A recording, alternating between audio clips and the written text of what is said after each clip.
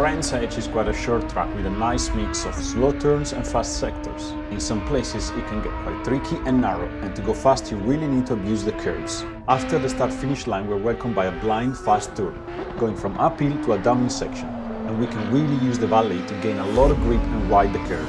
Let's go from the driver POV. Blind braking, blind apex, and out full throttle on the curve. Druids is an air usually done in second gear. The exit is very unforgiving because again it's downhill and you have to immediately change direction to approach GT3. As you can see from the bird eye, there are two very important straights coming up. In turn 3 again you can take advantage of a ridiculous amount of curve, and look how wide you can get, fighting with a bit of oversteer.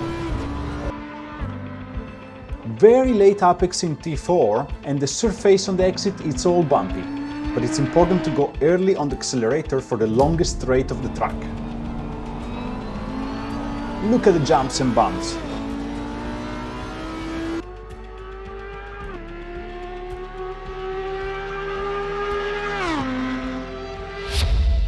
This sector in the forest gets quite narrow. It looks like a lot of 90 degrees turn, but they're actually very fast turns because you can use the curb in the inside.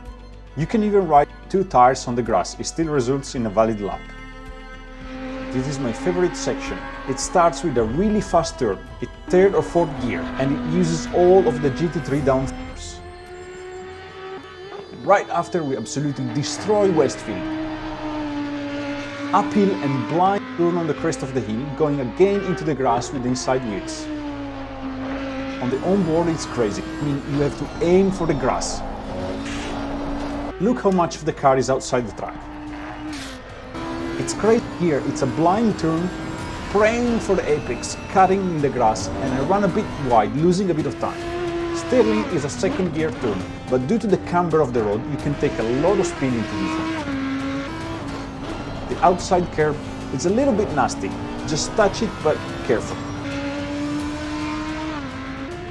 We approach the final double turn. It takes you wide, but go early on the throttle and try to keep the car as close as the wall as possible, with the least amount of uphill.